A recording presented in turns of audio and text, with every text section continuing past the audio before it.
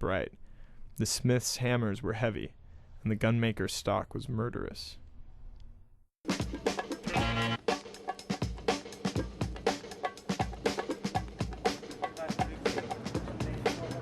put that damn hammer down.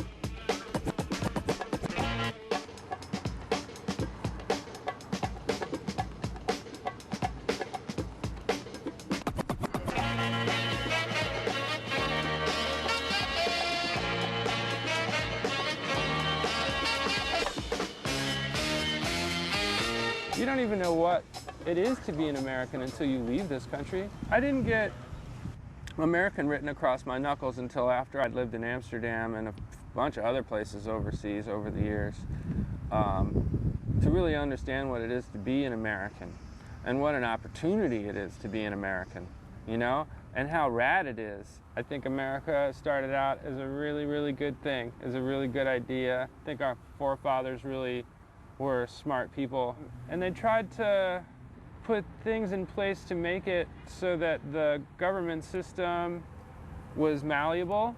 It ended up getting swallowed up by the big corporations that people like George Washington and Ben Franklin, you know, they knew that there was potential there for that to happen. So it was some crazy motherfuckers who decided to get in a boat over the wild-ass Atlantic. It was super risky, and those same genetics run through our same bloodlines, and probably really dominant too, right? Like they were just like, fuck this government, I'm gonna go establish my own thing. We're this really baby nation, like one of the youngest, right? And we're aggressive as fuck. We're definitely the big kid on the block, and sometimes we also appear as the biggest bully. I wouldn't necessarily say the most aggressive, but look at the way that we live in this country. We have been fortunate enough to have been born in the most comfortable conditions. So I think we have an obligation, like Kennedy said, to provide for those who are less well off. America produces more weapons than any other nation on the planet, and it's only because it's good business. You know, there's weapons manufacturing plants in every single state in America, every single one. They make a little something that makes a bomb or a missile or a gun. Historically, there have been huge civilizations that were peaceful for centuries, you know, that thrived. You know, there's no reason that there has to be war and conflict and weapons, you know? There doesn't need to be.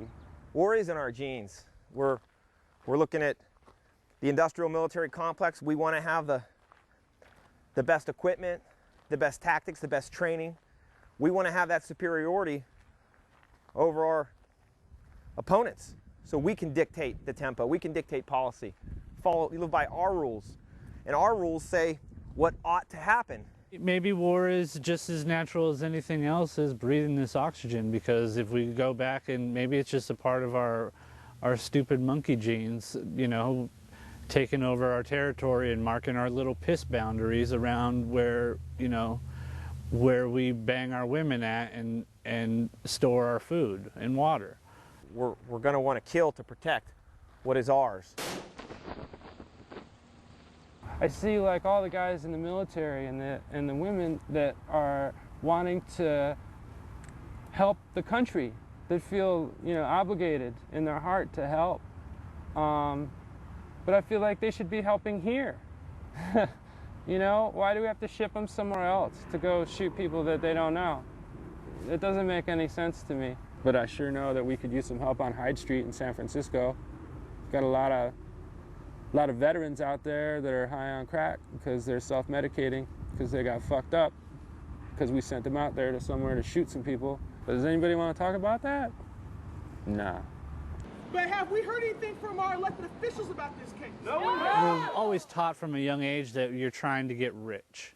Like, that's the ultimate goal, is to get as much as you can, as fast as you can, and then you get this idea that you're going to really enjoy yourself because you'll have all these goods and all these possessions that you'll think will make you happy. That doesn't make anybody happy, and it does sort of enslave you. Our system has us thinking that if we have more money, we have more free time or freedom or leisure or something, you know? But you got to work to get that money. Making less money is actually the way to go.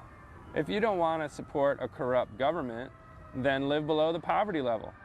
Then you don't pay federal income tax at all. I live far below the poverty level, and I have a tremendous amount of freedom to make the choices that I want to make. I got live free across the tops of the knuckles. And it's like the reminder to remember the path that I chose. It's easy for us to veer off the path based on greed or consumption needs, or just getting marketed to and getting tricked. Like things trick our brains, or maybe we're addicted to buying tennis shoes or something. Guys, stop. My God, stop. Let's chill on the guns, you know? Let's grow weed. That weed will save the world? Fuck, maybe, who knows? But then you get that same problem, because then you got some big corporation head of multinational in charge of growing the weed.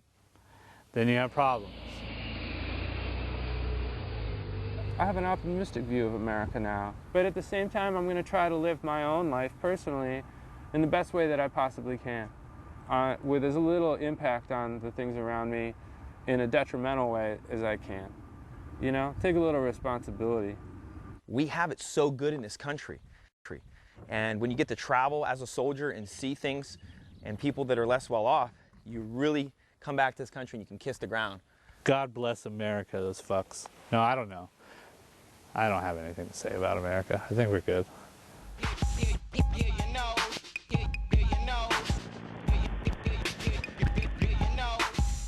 Right about now, it's about that time for the master of the rhyme to get on up out of here, you know.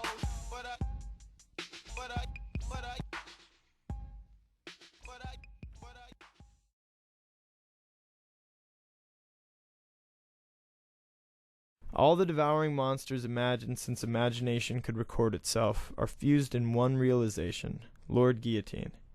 Crush humanity out of shape once more, under similar hammers, and it will twist itself into the same tortured forms.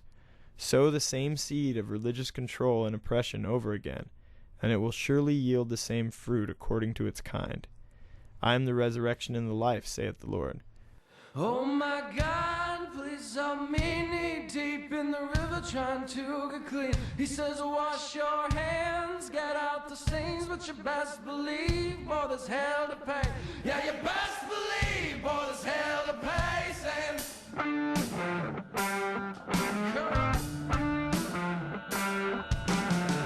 my God, please help me waist deep in the river. Can you hear my plea? He says, son, you come like a beggar in the streets. You might make it, boy, but by the... We're definitely the big kid on the block, and sometimes we also appear as the biggest bully. I wouldn't necessarily say the most aggressive, but look at the way that we live in this country. We have been fortunate enough to have been born in the most comfortable conditions. So I think we have an obligation, like Kennedy said, to provide